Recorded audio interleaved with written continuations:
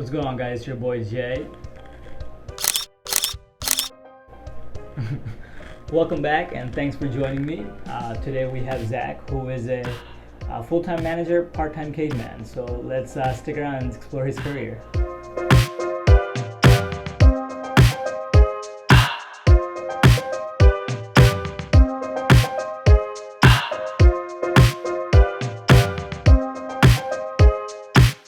All right, guys, please join me in welcoming Zach today. Hey, Zach, how you doing? Good, how you doing? I'm doing all right. So, just get started with your little background, school, college, what you like to do, things of that nature, and then we'll get started from there. Sure. So originally from Canada, came to the States as a kid. Went to Arizona State out of high school. Okay. Dropped out of there. Worked in Arizona for a few years. Moved back to Philadelphia. Went back to college after a couple years. Finished up at Temple with a business degree with a focus on entrepreneurship. And then got a job at Estee Lauder. Okay. And then was there for a few years. And then transitioned to a much smaller company, Performax Global. They about 6 months into me at the company, they were purchased by a much larger company, CHI Overhead Door, and now we're there. Nice. So what is your official, title for your job? So operations manager or value stream manager, depending on, at Performax it was operations manager, and then folding into CHI Overhead Door, they call that value stream manager. Gotcha. What is the starting salary for a value stream manager? Hard to say, between 70 and 90 probably. Gotcha. Having taken other interviews with other companies with equivalent sort of responsibilities, that was sort of the range. Gotcha. Depending on the size of the operation. Makes sense. Yeah. Point in terms of, being a manager, what was your career path? So career path, like I said, I started at ASU, dropped out and just worked, hourly jobs in, at bars or for Grainger for a little while. So the supply company, so in a warehouse, picking orders. When I moved back to Pennsylvania, I worked at the Philadelphia wholesale produce market as basically a material handler, picking orders. Worked my way into sort of inventory control and a manager, but it was a small operation, so worked through that. That company ended up going out of business. I became a construction laborer for a masonry company. Wow. So that inspired me to go back to school. So the warehouse experience I got, and then after I finished my degree, was what made me, a good candidate for the supervisor role at Estee Lauder. Okay. So when we were there, we're doing frontline supervision for their distribution center. So through that, gained the experience from working as an hourly employee basically, and then managing similar type of roles for people. So spent a few years there, and then my growth there was to lead supervisor, okay. assistant manager kind of role. Gotcha. And then after that, transitioned to a smaller company as a straight manager and into manufacturing, which was different, but had enough similarities between the prior management experience I had. So coming from a big company like that to a smaller company, what are the couple of the biggest differences? Well, the thing that attracted me the most was there was much less red tape. The operation that they had at Performax Global was pretty rudimentary. They had no established standards. SOPs, KPIs were pretty weak. So I found it interesting to be able to come in there and establish those myself. At the time, the owner had pretty much gave me free rein to do whatever I wanted. Wow. As long as we had, we produced and filled orders and managed people and kept costs down, I was not really questioned. So that was exciting. Compared to Lauder, which is, 100 years old. Right. Publicly traded on the stock market, many levels of management. So much harder to get things done. When you see a problem, it was much more difficult to address it. Getting any kind of money you needed to change something was impossible. So right. Being excited about, having control. So even though it was a much smaller operation and an industry I wasn't familiar with, it was a good fit. Gotcha. I wanted to ask about your day-to-day in terms of being a supervisor versus being a manager. So with a supervisor, you're much more directly interacting with the hourly employees, typically working towards that day's goal, less a longer term quarterly goal or yearly goal. You're not focused on KPIs as much as just output for the day. From a manager role, you're more focused on the next tier up, where you're instructing the people that are instructing the hourly employees, across different departments. So you're more focused on a larger picture role, where cost savings is pretty much always number one. Right. They say safety, cost, output.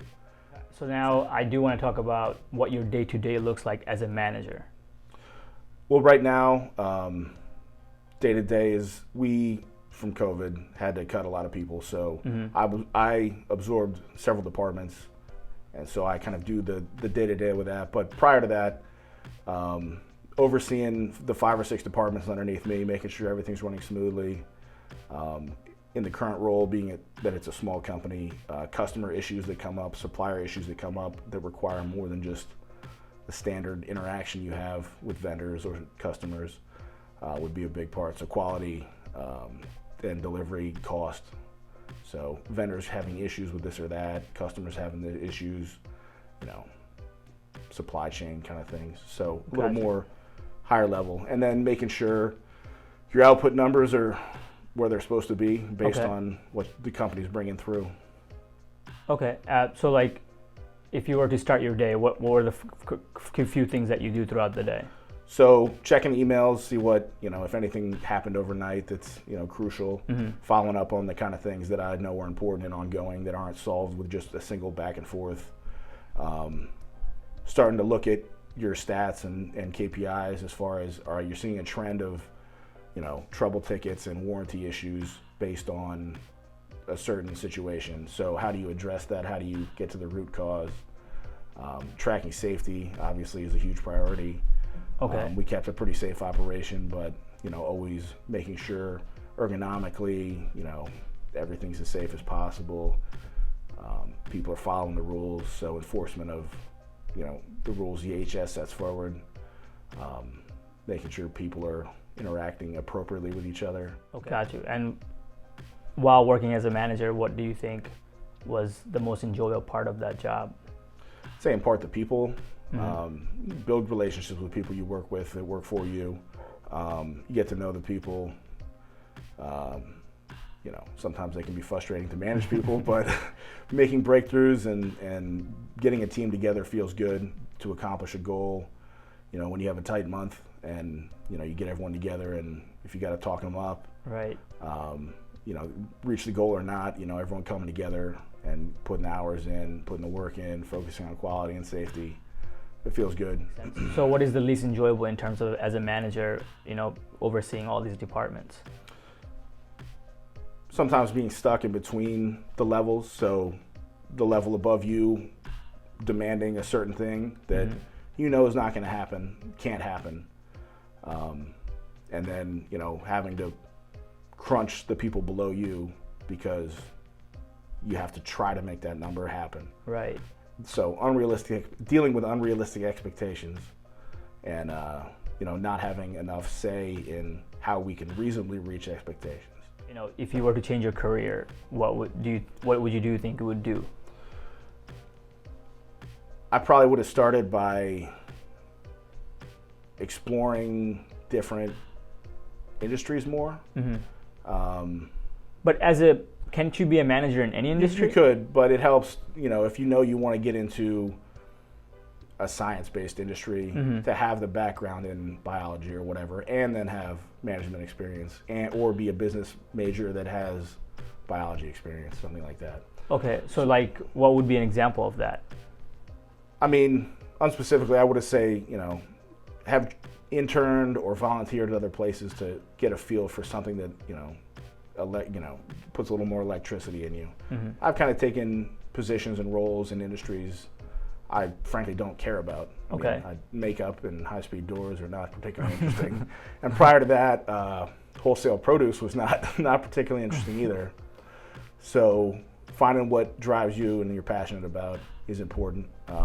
Those type of opportunities certainly don't always present themselves, but the wider you cast your net, the more open you are to trying things or at least experimenting, I think you can find something where if the product matters to you, if the service matters to you, and you have the aptitude and interest in the job, right, it makes it easier.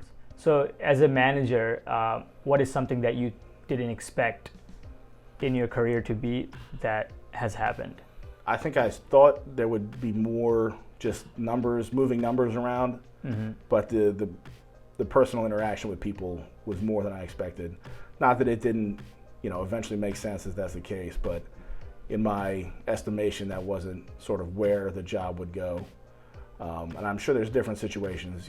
An operations manager is an extremely vague title where every company that has them will treat them differently. In terms of someone who is looking at your career specifically, what would be one advice that would be for them in the career, and then the second thing, something that might suck for them? So being confident in saying things you don't necessarily believe in, but being confident in things you do believe in and articulating them well too. Gotcha. Build your team, get their trust.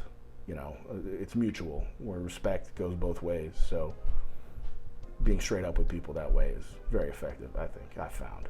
Okay, and then the second part of the question was, what would something that would not be pleasant to someone going into this career field?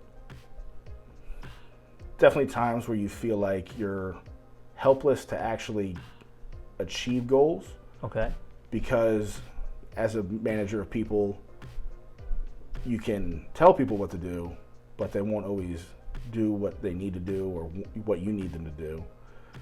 And being caught in the middle of the pressure between the KPI, the goal, the VP breathing down your neck, and then the people below you not buying in or being on board, that powerlessness can be very frustrating and stressful. Gotcha. Okay, and the last question I had was there anything that I didn't ask that you thought maybe I should have during this interview? No, I think we covered pretty much everything. Okay, well, thanks for joining us today, Zach. I really appreciate your time, and I think we're good to go. Cool. Thanks. If you are interested in a specific career path or know someone who'd like to be interviewed, please email us at askalutely@gmail.com. That's basically absolutely without the BS.